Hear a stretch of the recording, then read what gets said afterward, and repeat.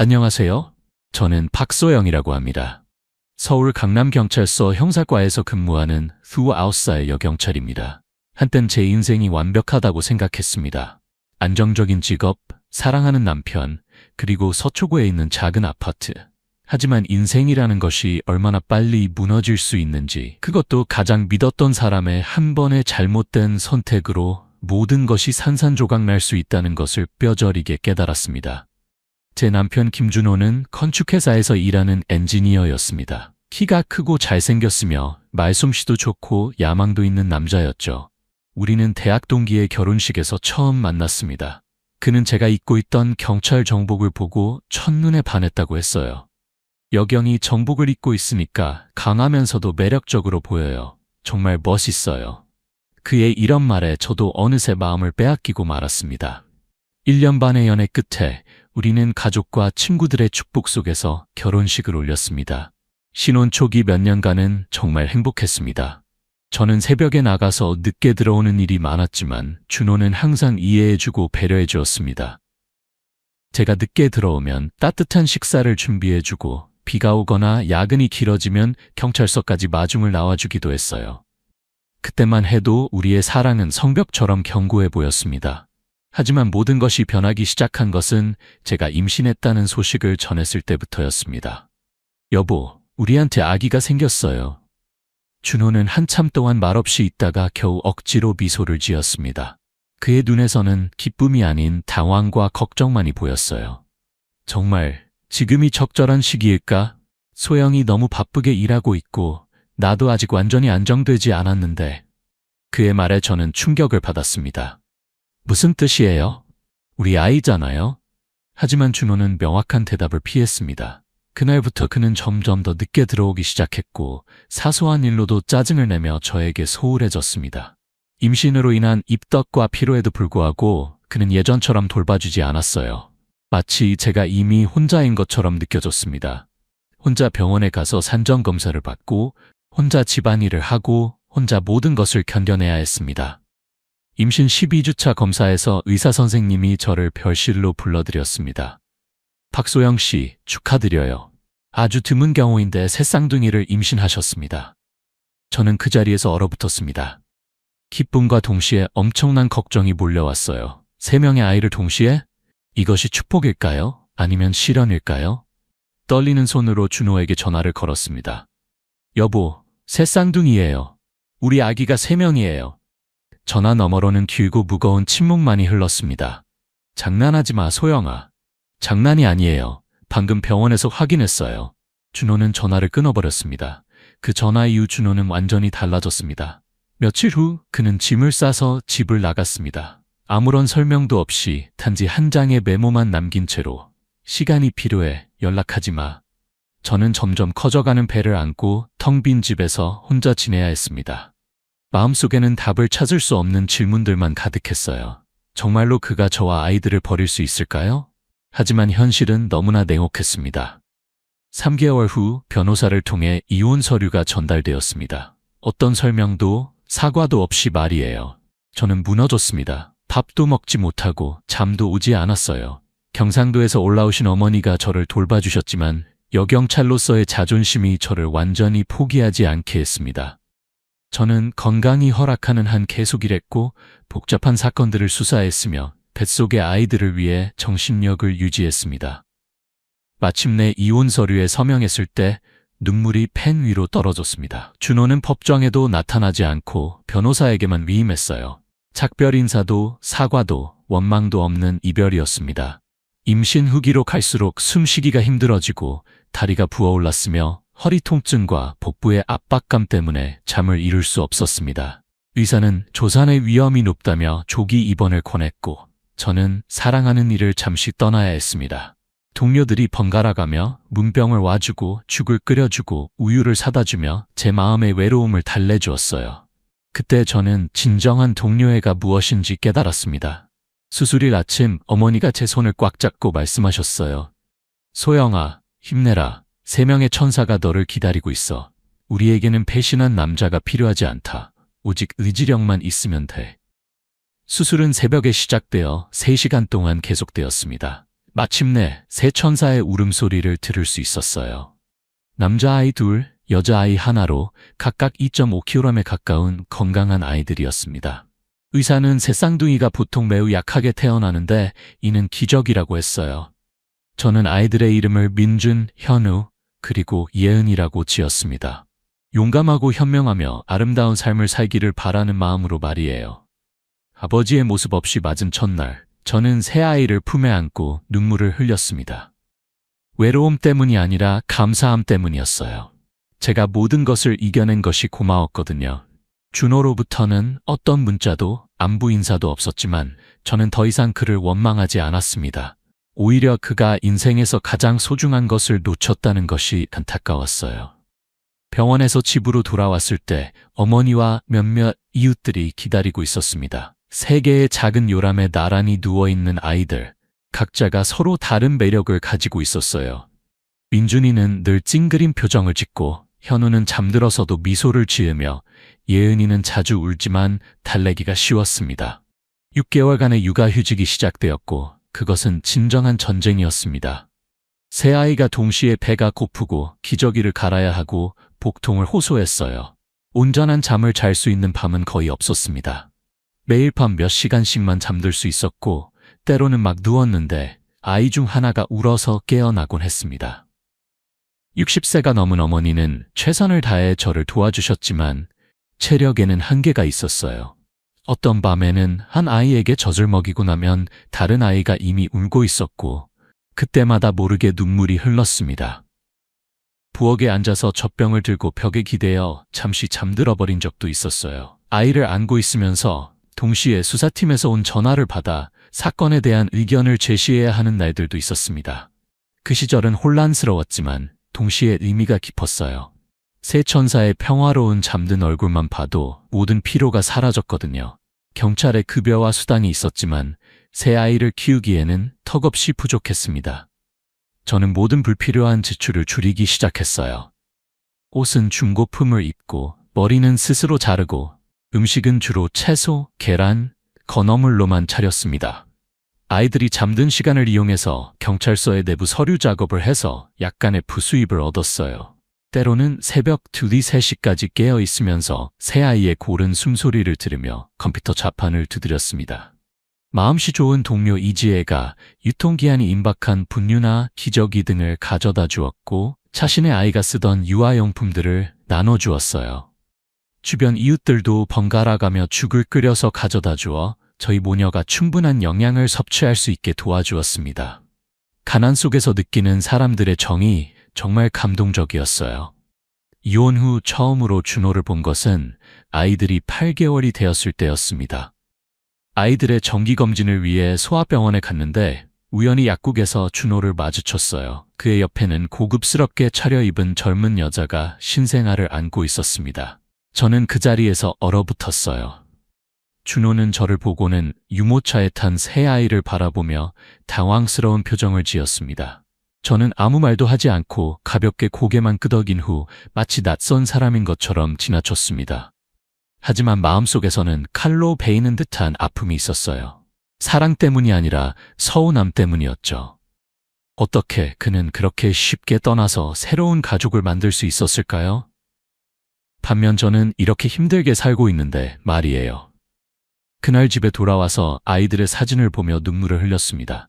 하지만 곧 스스로에게 다짐했어요. 그 사람을 더 이상 바라보지 말자.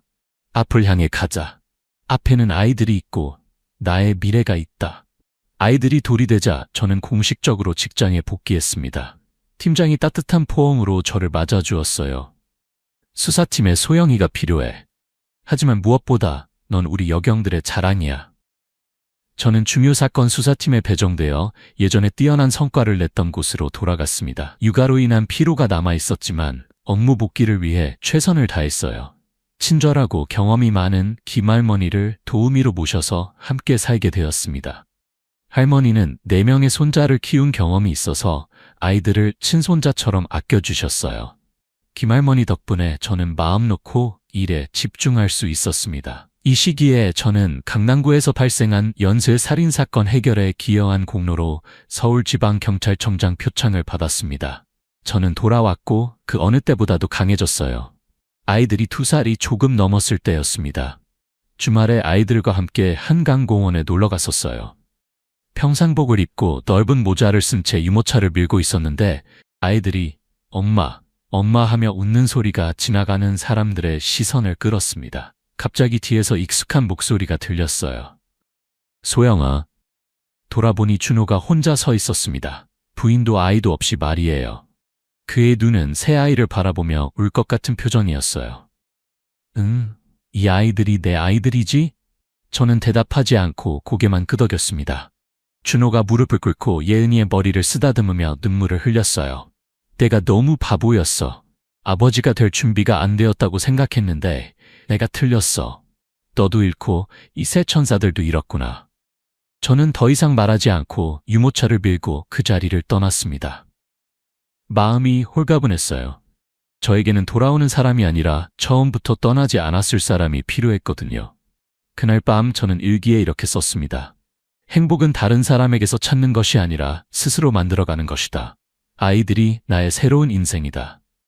아이들을 지키고 굳건히 나아가기로 한 내 선택이 옳았다. 어느 날 오후 근무를 마치고 아이들과 함께 집 근처 공원을 산책하고 있었습니다.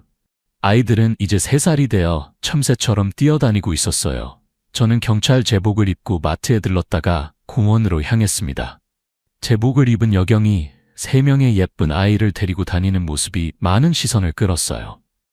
그때 어떤 중년 여성이 제가 현우의 신발끈을 묶어주는 모습을 몰래 촬영해서 SNS에 올렸습니다. 새 아이를 키우는 여경을 만났는데 강하면서도 부드러워 보여요. 알고 보니 홀로 아이들을 낳아서 키우는 싱글맘이라고 하네요.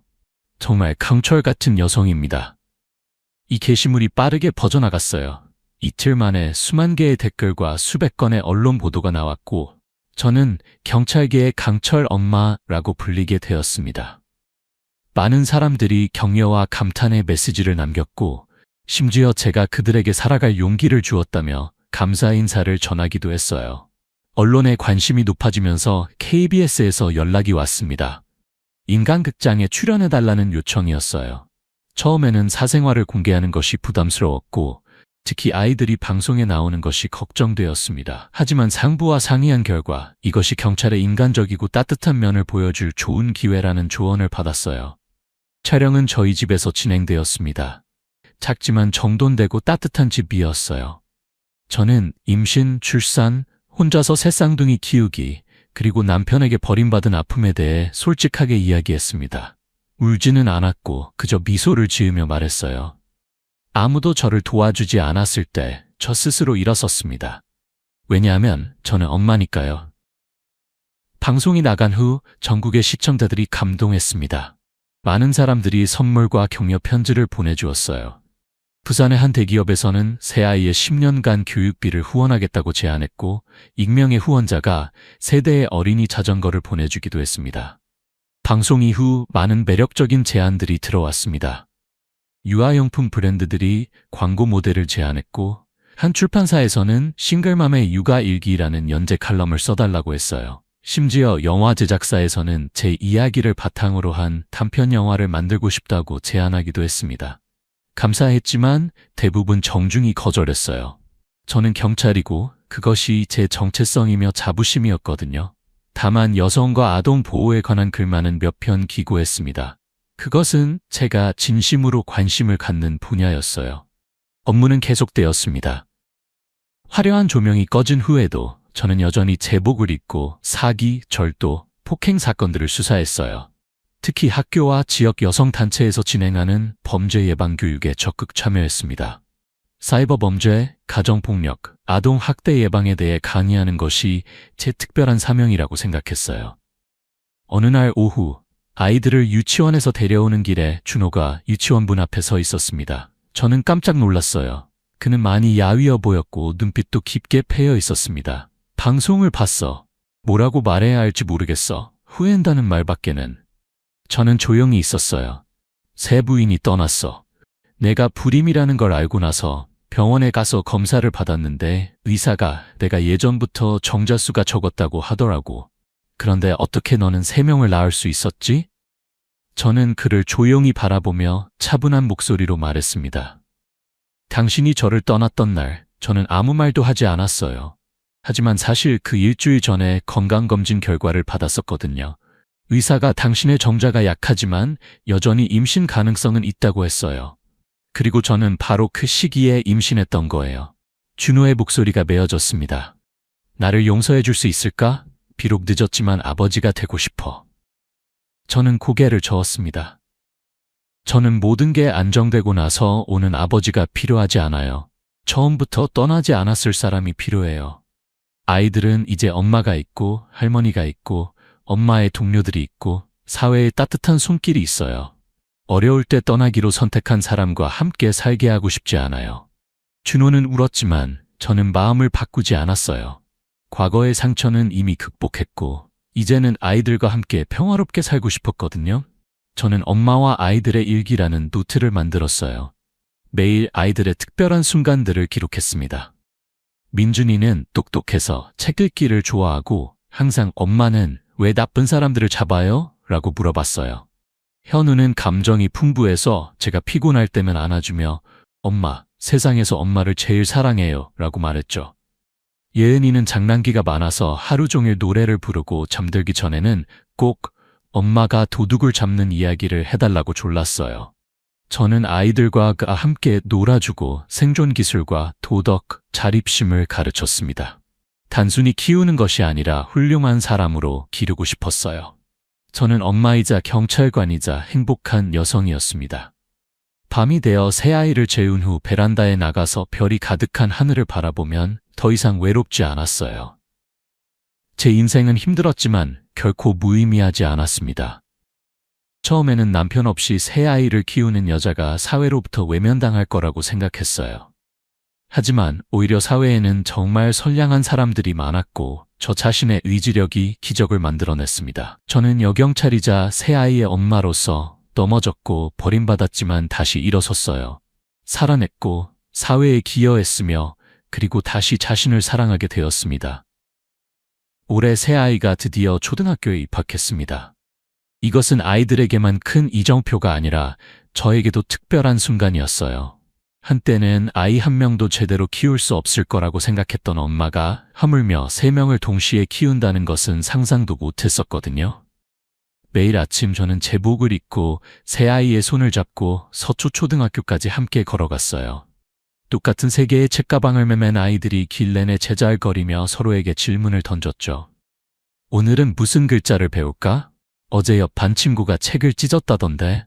체육 선생님이 정말 착하시더라 같은 이야기들 말이에요. 따스한 아침 햇살 속에서 저는 미소를 지었어요. 아마도 이렇게 마음이 평안한 적은 처음이었을 거예요. 첫 번째 학부모회 날 저는 정시에 도착했습니다. 흰 셔츠에 단정한 바지를 입고 새아이의 각 교실을 차례로 방문했어요. 선생님들은 모두 저를 알아보셨습니다. 아, 새쌍둥이 엄마 여경관님이시죠? 몇몇 학부모들이 호기심 가득한 눈으로 제가 예전에 TV에 나왔던 사람이 맞는지 물어보기도 했어요. 어떤 분은 몰래 사진을 찍어서 학급 단체 채팅방에 올리기도 했죠. 처음에는 부담스러웠지만 점차 자연스럽게 미소 지으며 가볍게 고개 끄덕이는 법을 배웠어요. 학부모회가 끝날 무렵 민준이네 담임 선생님이 저를 따로 불러내셨습니다. 어머님, 어제 한 남자분이 새아이에 대해 문의하러 오셨어요. 자신이 친아버지라고 하시던데요. 저는 깜짝 놀랐어요. 그분이 무슨 정보를 남기셨나요? 네, 여기 전화번호와 명함이에요. 점잖아 보이시던 분이었고 아이들을 만나게 해달라고 정중히 부탁하시더라고요. 나쁜 의도는 없어 보였어요. 명함을 보니 김준호라는 이름이 적혀 있었습니다. 과거의 남자가 새로운 모습으로 돌아온 것이었어요. 저는 준호와 학교 근처 카페에서 만나기로 했습니다. 그는 정말 많이 변해 있었어요. 예전에 거만하고 차가운 모습은 없었고 단순한 셔츠에 검은 테 안경을 쓴 채 온화하지만 약간 어색한 표정으로 저를 바라보고 있었습니다. 아직 건강하지? 네, 건강해요. 아이들도 그래요. 너와 아이들의 생활을 방해하고 싶지 않아. 그냥 멀리서라도 아이들을 볼 수 있다면. 저는 잠시 침묵한 후 물었어요. 무엇 때문에 변하신 거예요? 준호가 고개를 숙였습니다. 네가 한 일들을 보니까 내가 얼마나 작은 사람인지 깨달았어. 아이들이 없는 삶이 얼마나 공허한지, 아버지로서의 꿈을 포기한 게 얼마나 후회되는지, 그리고 내 자신이 더 나은 사람이 되고 싶어서. 아이들에게 아직 말할 수는 없어요. 하지만 고려해 볼게요. 말로만이 아니라 행동으로 증명해야 해요. 준호가 고개를 끄덕였어요. 그의 눈빛에는 애원하는 기색이 아니라 이전에 본 적 없던 진정성이 담겨 있었습니다. 어느 날 밤, 예은이가 제 무릎에 앉아서 물었어요. 엄마, 우리 아빠는 누구예요? 저는 잠시 당황했어요. 이런 날이 올 거라고 마음의 준비를 해왔지만 막상 그 순간이 오니 가슴이 아팠어요. 우리 아빠는 한때 엄마에게 정말 특별한 사람이었어. 하지만 지금은 우리와 함께 살지 않아요. 아빠는 다른 곳에 살고 있고 엄마도 아빠가 너희를 만나고 싶어 하는지 확실하지 않아. 그럼 아빠는 우리를 사랑하지 않나요? 저는 눈물이 글썽하며 아이를 꼭 안았어요. 예전에는 아빠가 너희가 얼마나 소중한지 몰랐을 수도 있어. 하지만 지금은 후회하고 너희와 가까워지고 싶어 할지도 몰라. 예은이가 눈을 동그랗게 뜨며 물었어요. 그럼 아빠가 돌아오면 우리가 아빠라고 불러도 돼요? 저는 할 말을 잃었어요. 아무리 강한 엄마여도 아이들은 완전한 가족의 모습을 그리워한다는 것을 깨달았습니다. 제가 허락을 하기도 전에 준호는 스스로 아이들에게 다가가는 방법을 찾기 시작했어요. 그는 학교의 학부모 봉사활동에 자원봉사자로 참여했습니다. 나무 심기 프로그램과 레고 조립 교실에서 아이들을 도와주었어요. 저는 멀리서 지켜보았는데 새 아이는 그가 친아버지인 줄 모르면서도 준호 아저씨를 정말 좋아했어요.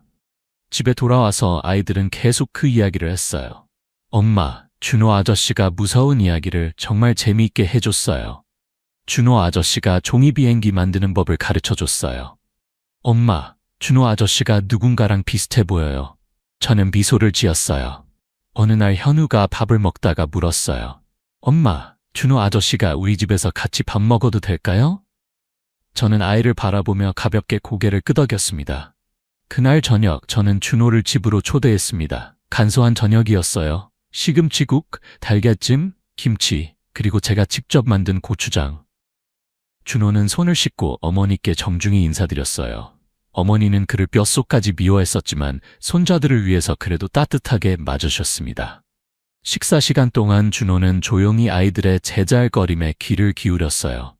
아이들을 서둘러 자신의 것이라고 주장하지 않고 그저 한순간 한순간 그들의 모든 행동과 표정을 마음에 새기려는 듯 집중해서 지켜보았습니다. 저녁 식사 후 예은이가 갑자기 준호의 손을 잡았어요. 준호 아저씨, 우리한테 이야기해 줄 수 있어요? 저는 준호를 바라보았고 그가 고개를 끄덕이며 눈시울이 붉어지는 것을 봤어요. 그날 밤 6년 만에 처음으로 저희 집에 아이들의 웃음소리뿐만 아니라 한 남자의 낮고 따뜻한 웃음소리가 울려 퍼졌습니다. 저는 여전히 저였고 선택은 결코 쉽지 않았어요. 준호가 아무리 변했다 해도 과거를 쉽게 잊을 수는 없었습니다. 몇 년 전의 상처가 하루아침에 아물 수는 없었지만 아이들이 증오나 결핍 속에서 자라기를 원하지도 않았어요. 저는 준호가 주말에 아이들과 놀러 나가는 것을 허락하기 시작했습니다. 하지만 모든 것은 저와 어머니의 감시하에 이루어졌어요. 몇 가지 원칙을 세웠습니다. 아이들에게 억지로 무언가를 강요하지 말 것, 약속을 하고 어기지 말 것, 그리고 절대로 아이들에게 다시 상처를 주지 말 것. 준호는 반대하지 않았어요. 아이들과 가까이 있을 수만 있다면 어떤 조건이든 받아들이겠다고 했습니다. 미래가 어떻게 될지는 확신할 수 없었지만 적어도 현재 아이들이 더 많이 웃고 더 편안하게 잠들고 한 사람의 사랑을 더 받고 있다는 것을 느낄 수 있었어요. 어느 날 밤 아이들이 잠든 후 어머니와 저는 베란다에 앉아 있었습니다. 소영아, 그 사람과 어떻게 할 생각이니? 저는 조용했어요. 그 사람이 잘못했지만 뉘우치고 돌아선 남자가 그렇게 나쁘지만은 않아. 그리고 네가 용서할 수 없다면 엄마는 지지할게. 네가 마음 편하기만 하면 돼. 저는 어머니 어깨에 머리를 기댔습니다. 어둠 속에서 제 심장이 천천히 평온하게 뛰는 소리가 들렸어요. 저는 폭풍을 견뎌냈고 이제는 분노가 아닌 사랑으로 선택할 만큼 충분히 강해졌습니다. 어느 일요일 아침 부드러운 햇살이 집 전체에 스며들었어요. 어머니가 끓이신 연잎차 향기가 은은하게 퍼지고 마당에선 새 아이가 준호와 함께 새로 산 연을 만들며 웃고 있었습니다. 저는 방 안에 앉아서 창문 너머로 그 네 사람의 모습을 바라보았어요. 잠깐 동안은 마치 완전한 가족 속에서 살고 있는 것 같은 느낌이 들었어요. 하지만 마음 깊은 곳에서는 여전히 물음표가 남아있다는 것을 알고 있었습니다. 다른 사람의 물음표가 아니라 바로 제 자신의 물음표 말이에요. 지난 몇 달 동안 준호는 꾸준히 나타났어요. 요구하지도 않고 강요하지도 않으면서 그저 조용히 아이들을 돌보고 저의 픽업과 드롭오프를 도와주고 아이들과 함께 놀아주고 숙제도 도와주었습니다. 어느 비 내리는 저녁, 준호가 작은 상자를 들고 집에 왔어요. 아이들이 잠든 후 그는 부엌에서 저와 마주 앉아 천천히 그 상자를 탁자 위에 놓았습니다. 더 이상 그냥 착한 준호 아저씨로만 남아있고 싶지 않아. 아이들의 진짜 아버지가 되고 싶어. 그리고 네가 허락한다면 다시 한번 내 남편이 되고 싶어. 저는 말이 없었어요. 상자 안에 단순한 은반지가 조명 아래에서 반짝였어요. 몇 년 전 첫 번째 프로포즈 때의 화려한 반지와는 달랐어요. 하지만 이번에는 성숙함의 색깔을 띠고 있었습니다. 지금 당장 대답하지 않아도 돼. 하지만 나는 진심이고 기다릴 거야. 그날 밤 저는 잠들지 못했어요. 지난 몇 년 동안 저는 아이들을 위해, 일을 위해, 어머니를 위해 살았어요. 개인적인 행복에 대해서는 생각해 본 적이 없었거든요. 준호를 용서할 수 있을 거라고도 생각해 본 적이 없었고요. 제가 가장 필요할 때 등을 돌린 사람이었으니까요. 하지만 현재의 준호가 예전과 다르다는 것도 부인할 수 없었어요. 인내심이 있고 친절하며 예전의 큰 자아와 비논리적인 모습이 사라졌어요. 이제는 좋은 아버지이고 몇 년 전보다 훨씬 더 신뢰할 만한 남자가 되었습니다. 다음날 아침 저는 절에 갔어요. 아이들의 이름을 지어달라고 부탁드렸던 스님을 찾아뵈었습니다. 모든 이야기를 털어놓았어요. 스님은 자애롭게 미소 지으시며 말씀하셨어요. 딸아, 용서라는 것은 잘못을 잊는 게 아니라 고통을 놓아버리는 거란다. 내 마음이 가벼워진다면 그것은 옳은 길을 가고 있다는 뜻이지. 하지만 마음이 아직도 혼란스럽다면 서두르지 마라. 행복은 급할 것이 없어. 진정성만 있으면 된다. 절을 나오며 마음이 한결 가벼워졌어요. 집에 돌아와서 저는 아이들과 진지한 대화를 나누기로 했어요. 너희들, 준호 아저씨가 누구인지 이제 알지? 새 아이가 고개를 끄덕이며 호기심과 망설임이 섞인 눈빛으로 저를 바라보았어요. 엄마가 하나 물어볼 게 있어. 만약 준호 아저씨가 진짜 아빠가 된다면 너희들 기분이 어떨까? 큰아들 민준이가 먼저 대답했어요. 아빠가 다시는 우리를 떠나지 않는다면 좋아요. 예은이는 천천히 말했어요. 아빠는 있었으면 좋겠는데 엄마가 슬퍼하면 안 돼요. 엄마가 우는 게 무서워요. 현우만 더 오래 침묵하다가 작은 목소리로 말했어요. 아빠가 엄마를 웃게 해준다면 좋겠어요. 저는 새 아이를 모두 품에 안고 눈물을 흘렸어요. 저는 성대한 결혼식을 원하지 않았어요. 대신 집에서 소박한 식사 자리만 마련했습니다.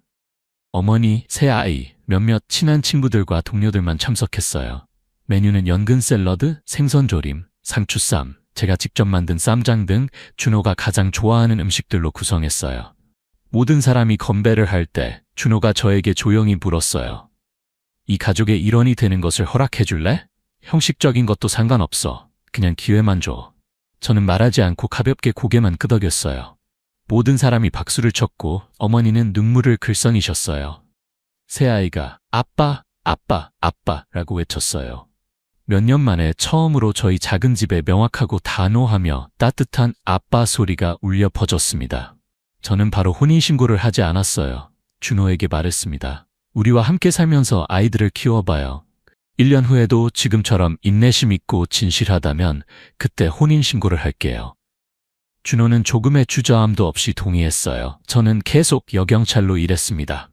매일 아침 제복을 입고 아이들을 학교에 데려다주며 각자의 이마에 가벼운 키스를 해주었어요. 준호는 아침 식사를 준비하고 제가 당직일 때는 아이들을 학교에 데려다 주었습니다. 그는 제 역할에 끼어들지 않으면서도 항상 든든한 지원군이 되어주었어요. 3년 후 우리는 정식으로 재혼했습니다. 봄의 어느 날 어머니가 한복을 입은 새아이의 손을 잡고 구청에 함께 갔어요. 이번에는 웨딩드레스도 무대도 화려한 피로연도 없었습니다. 다만 한때 서로에게 상처를 주고 헤어졌다가 다시 만난 두 사람이 있었을 뿐이에요. 이번에는 열정이 아니라 이해와 용서, 그리고 책임감으로 말이에요. 인생에서 무슨 일이 일어날지는 아무도 모릅니다. 어떤 이별은 영원하지만 어떤 헤어짐은 진정한 사랑을 배우기 위한 과정이기도 해요. 저는 새쌍둥이를 임신했을 때 버림받은 여자였지만 이제는 강한 여경찰일 뿐만 아니라 행복한 엄마이자 자신만의 방식으로 충만한 아내가 되었습니다. 준호는 한때 잘못을 저질렀던 남편이었지만 친절함과 시간 그리고 약속 없는 사랑으로 자신의 실수를 바로잡는 법을 배웠어요. 그리고 새 아이들, 우리의 작은 천사들은 우리가 과거를 뛰어넘어 더 아름답고 진실하며 충만한 새로운 장으로 나아갈 용기를 주는 이유가 되었습니다. 어떤 꿈보다도 더 소중한 현실 말이에요.